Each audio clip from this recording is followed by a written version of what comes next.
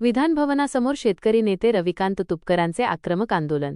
Soybean कापूस उधळला. मुंबई शेतकरी मागण्यांकडे सरकार दुर्लक्ष करत असल्याचा आरोप करत क्रांतिकारी शेतकरी संघटनेचे नेते रविकांत तुपकर यांनी बुधवारी विधानभवनासमोर तीव्र आंदोलन केले.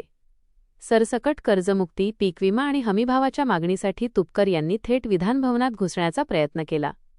यावेळी त्यांनी सरकारचा निषेध करत विधानभवनाच्या दिशेने सातबाऱ्यांच्या प्रती भिरकावल्या आणि परिसरात सोयाबीन व कापूस उधळला. या अचानक झालेल्या आंदोलनामुळे सुरक्षा यंत्रणांची चांगलीच धावपळ उडाली. आंदोलनामागे तुपकरांच्या मागील अन्नत्याग आंदोलनाचे अपूर्ण राहिलेले आश्वासन हे मुख्य कारण असल्याचे सांगण्यात येत आहे.